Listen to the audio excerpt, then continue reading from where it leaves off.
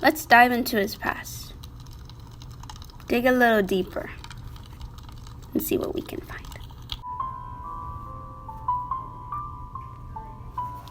Ever since John Orr was a young boy, he dreamed of being a hero.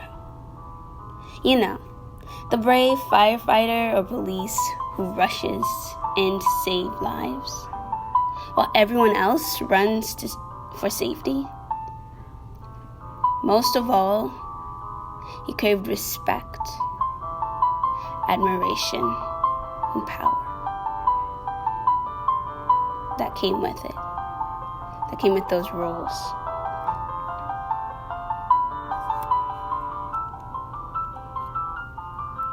When his parents split up, that dream became his lifeline.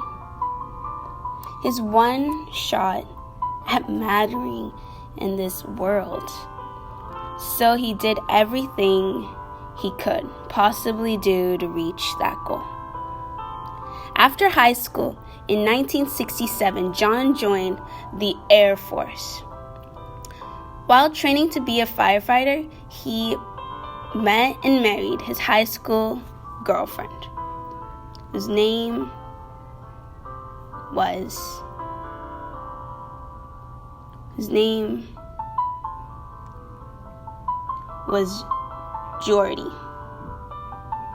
Jody. Sorry about that.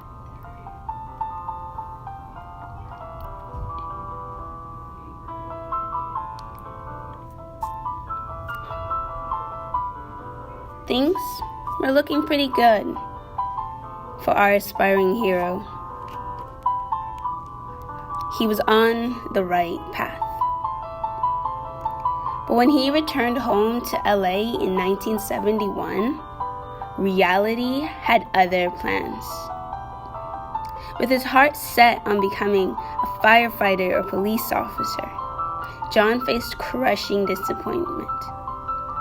He applied to the Los Angeles Police Department, the LAPD, and failed the psychological evaluation. As much as it hurt, Orr did not give up.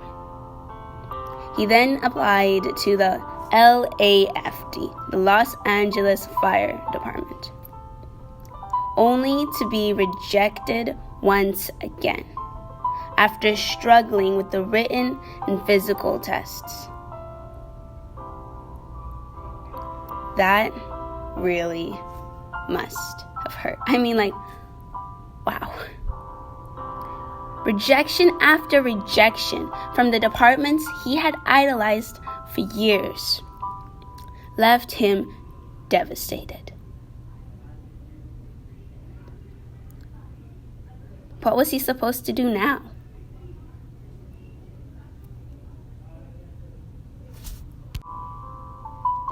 In 1974, desperate times called for desperate measures. John applied to the only firefighting job he could get at the Glendale Fire Department. Sure, it had lower pay standards at the time, but it was his only chance to still be a firefighter, still have the respect, admiration, and power he desperately wanted. While working at Glendale, Orr also had to juggle a few part-time gigs just to make ends meet. That dream he once had as a young boy had now been reduced to this hollow shell. He felt like a fraud.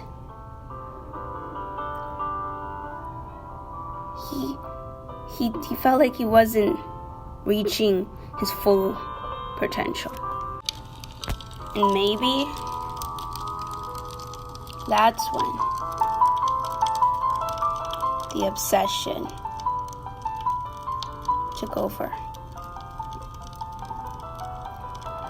According to John Orr, If the world wouldn't let him be a hero the right way, then he'd have to create emergencies only he could solve. He decided that moment to start fires, that he would start fires solely to put himself at the center of the action. He figured maybe then he'll get the glory he deserves and the validation he has craved his whole life. So for those who are curious on about Mr. Orr's past and what led him to arson, well,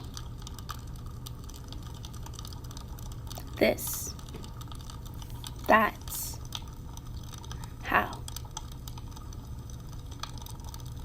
our would-be hero, or wannabe would-be hero,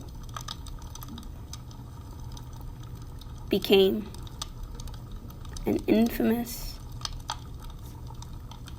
flaming villain. Because sometimes when life gives you lemons, you make lemonade. And other times, you just set the lemon grove on fire. It started as a game, a twisted fantasy, to finally get the respect Orr craved. Setting those first few fires gave him a rush like nothing else. He was the hero putting out the flames he created. With each new flame, his obsession grew. It grew like the way a small spark can turn into a huge, ginormous fire.